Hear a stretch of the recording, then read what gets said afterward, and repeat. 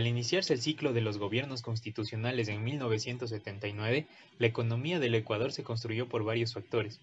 Uno de ellos son las múltiples herencias que dejó el desarrollismo y la dictadura petrolera.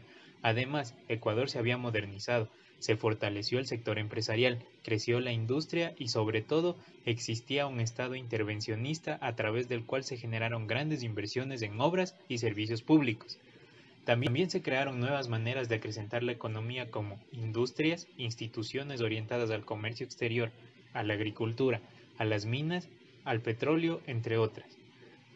En la Constitución fue establecido un tipo de sistema económico al que denominó economía de mercado, que es un sistema económico en donde las decisiones fundamentales de qué, cómo y para quién producir se resuelven a través del mercado. Esta Constitución lo consagró en los siguientes sectores: público, privado, mixto y comunitario.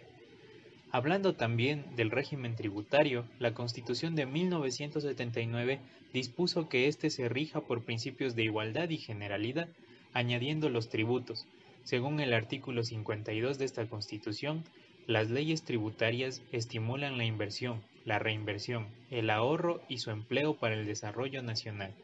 Procuran una justa distribución de la renta y de la riqueza entre todos los habitantes del país. Debido a todo esto, el país iniciaba su vida democrática con un modelo nacional estatal desarrollista en marcha, el cual los intereses nacionales se imponían sobre los intereses privados, en donde entró el gobierno de Jaime Roldós y Osvaldo Hurtado. El gobierno de Roldós centró sus políticas en una serie de programas y acciones estatales orientadas a la idea de atender a los sectores sociales más necesitados y a las capas más amplias de la población. El Plan Nacional de Desarrollo propuso como objetivo prioritario la redistribución del ingreso y consideró 41 proyectos fundamentales con una inversión que rondaba los 130.000 millones de sucres, que se distribuyeron de esta manera: un 33% para el mejoramiento social, 31% para energía, 16% para desarrollo rural, 14% para infraestructura y 6% para la manufactura. Así como también hubo altos beneficios debido a los barriles de petróleo cotizados a $40. Roldós realizó muchos cambios que beneficiaron al país, sin embargo, no modificó el sistema impositivo y se negó a aumentar los impuestos. Dada esta circunstancia, la Cámara aprobó un presupuesto estatal desfinanciado y una serie de leyes, las cuales fueron de carácter social, como la duplicación de los salarios, la reducción de la jornada a 40 horas semanales y la jubilación de la mujer a los 25 años de trabajo sin límite de edad, con las que se pretendía ahogar las finanzas públicas. De esta manera se originó la lucha de poderes, un fenómeno que marcó las relaciones entre el poder ejecutivo y legislativo en la democracia ecuatoriana. El 13 de mayo de 1981 se realizó la primera huelga nacional del Frente Unitario de Trabajadores contra la conducción económica gubernamental. A los pocos días del 24 de mayo murió el presidente Jaime Roldós en un accidente de aviación cuando se la trasladaba al sur del país. El vicepresidente Osvaldo Hurtado tomó el poder, el cual creó un libro llamado El poder político en el Ecuador, en donde se descubría al sistema de Hacienda y cómo éste determinó la dominación política y la explotación social en la historia nacional republicana. Debido a estos antecedentes, se despertó la inmediata oposición del empresariado y de los partidos y sectores identificados con sus intereses y lo llamaron comunista camuflado. En marzo de 1982, la Junta Monetaria adoptó el sistema de cambios múltiples y devaluó en un 20% el sucre frente al dólar. Liberó del mercado oficial las divisas provenientes de las exportaciones excepto el petróleo, así transfiriéndolas al mercado libre de cambios. En tanto, el mercado oficial continuó la tasa de 25 sucres por dólar. En marzo de 1983, el sucre fue devaluado de 33 a 42 sucres por dólar.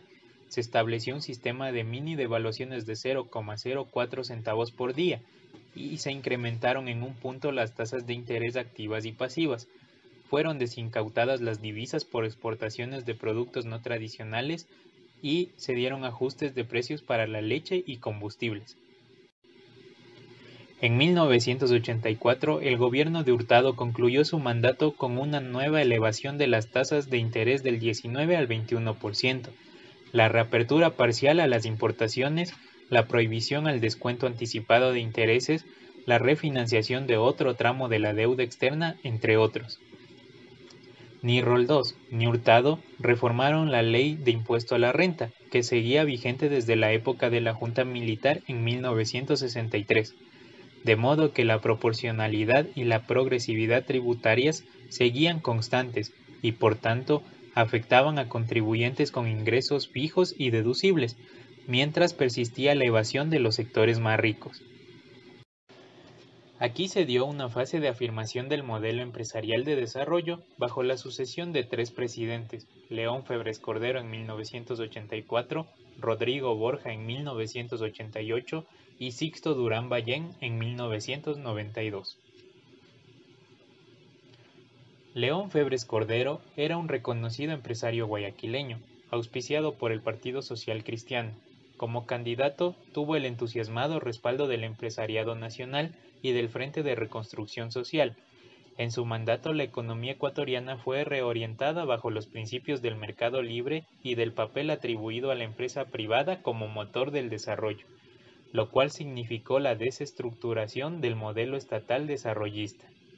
Febres Cordero creó unidades ejecutoras para llevar adelante una serie de obras emergentes. Por ejemplo, en diciembre de 1984, decretó el alza de precios de la gasolina y de las tarifas del transporte público. También siguieron las nuevas liberalizaciones, devaluación y flotación del tipo de cambio para el sector público, reducción de aranceles para el consumo, eliminación de controles de precios, alza de pasajes y servicios y pagos a la deuda externa.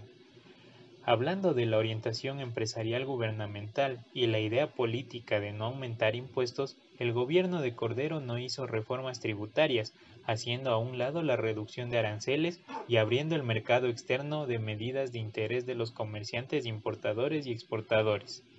Rodrigo Borja fue fundador de la Izquierda Democrática, partido socialdemócrata que ofrecía un programa reformista, al mismo tiempo que postulaba el socialismo democrático. La frase que le llevó al triunfo fue: "Ahora le toca al pueblo". El cambio más significativo que impulsó el gobierno de Borja fue la reforma tributaria. El enfoque fue reducir impuestos y concentrarlos en tres: sobre las rentas, IVA e ICE. Para esto se simplificó el uso de formularios, se involucró a la banca privada para declaraciones y pago de impuestos, fueron eliminadas las cédulas tributarias, así como las exenciones y deducciones. Sixto Durán Ballén, arquitecto y estudiado en los Estados Unidos, también era un viejo militar del movimiento social cristiano, fundado en la década de los 50. Durante este gobierno se retomó el modelo empresarial iniciado por Cordero y lo consolidó. En ese entonces aumentaba la globalización, el mundo se dirigía bajo la órbita del mercado libre y el desarrollo absoluto de la empresa privada, ya que había colapsado el sistema socialista.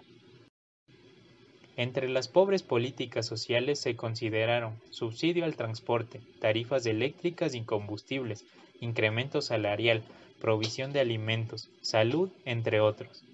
Este gobierno no tuvo cambios en el régimen tributario, de manera que el IVA se afirmó como principal impuesto para el Estado. Abdalá Bucaram presentó un plan económico al FMI, fue la convertibilidad, que el gobierno creyó posible se hiciera realidad desde el 1 de julio de 1997, por medio de la cual se comparaba un dólar a 4 sucres. Bucaram incorporó ajustes fiscales, como la eliminación de subsidios en todos los servicios públicos. Fueron incrementadas en 320% las tarifas eléctricas y 417% el gas licuado, y el IVA subió del 10 al 12%. Esto generó manifestaciones que provocaron la caída del gobierno el 6 de febrero de 1997. Asume la presidencia Rosalía Arteaga, pero fue reemplazada de inmediato por Fabián Alarcón, quien tomó el poder. Este gobierno dio un paso importante en la administración tributaria del Ecuador.